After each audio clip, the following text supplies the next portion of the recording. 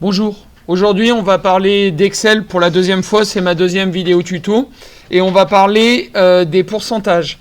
Alors, un pourcentage, ça implique de décompter les voix, de décompter l'effectif total de la classe pour déterminer les pourcentages obtenus pour chaque élève.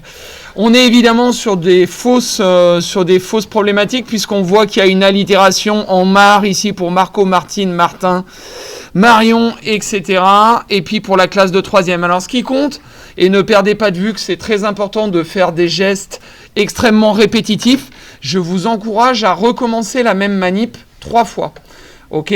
Alors pour calculer un pourcentage, il faut commencer par faire la touche égale ça plus ça plus ça plus ça plus ça plus ça.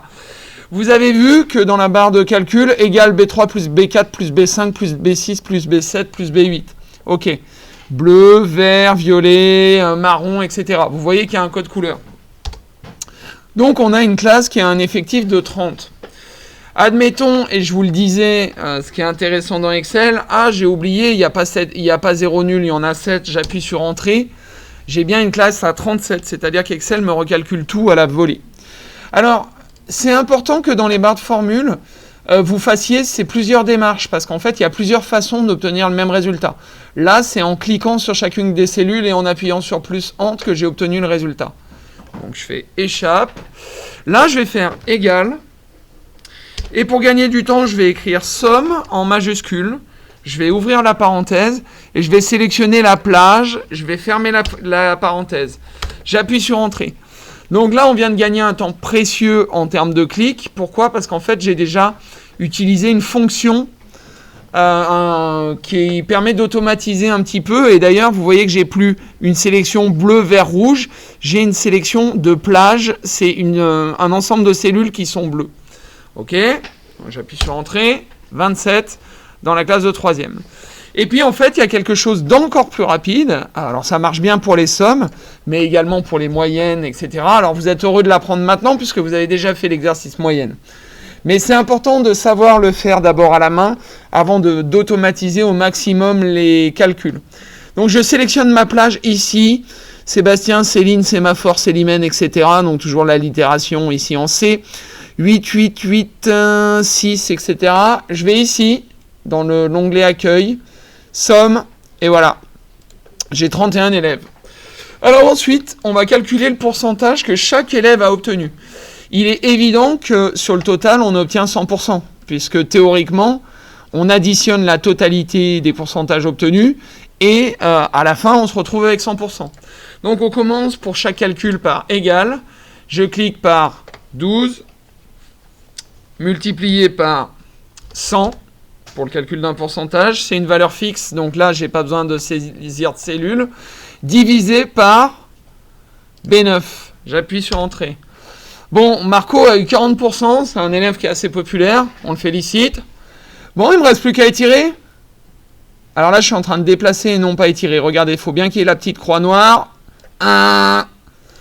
Hashtag div par 0. Pourquoi ? Il me dit hashtag div par 0.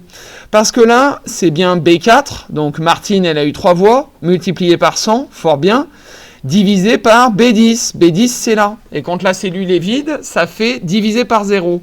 Or, mathématiquement, il est impossible de diviser par 0. Donc, en fait, on a un problème. Et le problème, c'est qu'on veut garder la cellule B9 figée. Pourquoi ? Parce que l'effectif de la classe ne bouge jamais. En fait, la classe, elle ne prend pas plus 1 quand on incrémente. Donc, le problème de l'incrémentation va vous poser ici. Problème, il faut figer la cellule B9, la verte. Je veux qu'elle ne bouge pas. Pour ce faire, vous allez taper sur la touche $. Vous allez mettre la touche le $ avant le B et le $ avant le 9 pour figer la cellule. La touche $ se trouve à côté d'Entrée. J'appuie sur Entrée. Marco a toujours 40%, c'est toujours un homme populaire, on étire. Et voilà. Alors, égal. Ça fois 100 divisé par tac, 27.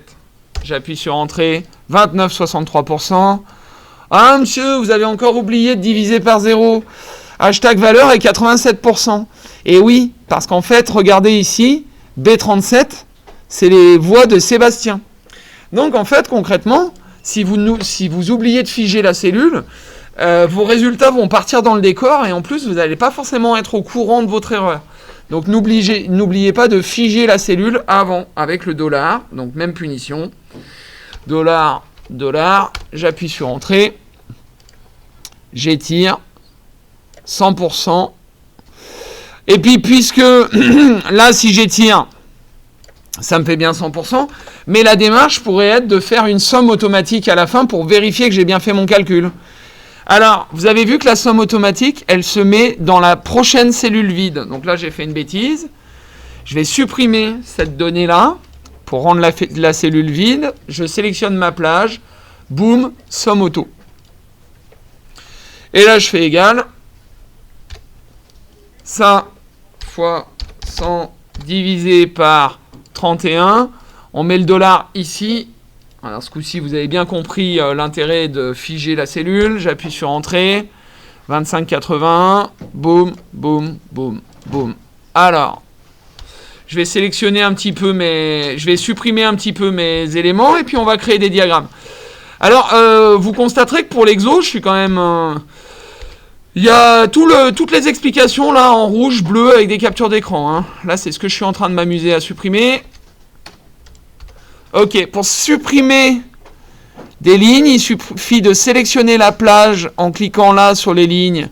Et ici, vous faites clic droit, supprime axe. Ok. Ça aussi, il faut le supprimer. Ok. Je vais sélectionner mes données. Alors, pour les pourcentages, c'est intéressant de faire des camemberts. Donc, je vais insertion, diagramme secteur. Alors, plein, en 3D, ils sont pas mal. Alors, quelle est cette donnée? C'est le total. Conclusion viale. C'est pas intéressant de sélectionner la donnée 30, puisqu'en fait, vous allez avoir la moitié du camembert pour le total et l'autre moitié pour les voix obtenues. Pour ce faire, il suffit de modifier ici, de modifier là la plage de sélection, et bim, ça sort. Et là, on voit afficher les étiquettes de données. Boum. Alors là, ici, on a sélectionné une plage de données qui est le nombre de voix obtenues. Ça pourrait également être les pourcentages, mais c'est parfois intéressant d'avoir et les pourcentages en visuel et les voix obtenues. Puisque... Voilà. Donc quand tu veux, il faut l'attraper par le bord pour le déplacer, c'est pas toujours évident. Voilà. Ce qui serait bien, ce serait qu'il fasse la hauteur, parce que vous allez en produire 3, en reproduisant toujours la même punition. On peut gagner un peu de place ici. Ce qui serait bien, ce serait que ça tienne sur une page pour faire la synthèse de l'élection des délégués. Alors là, on voit que dans mise en page, il faudrait changer l'orientation du tableau. Boum. Se mettre en format paysage. Ok. Accueil. Ok. Bon. Et ben vous n'avez plus qu'à faire ça 3 fois, histoire que ça rentre bien dans vos petites têtes, puisque c'est la répétition du geste qui compte. Voilà. Bon, bah à bientôt pour l'interro.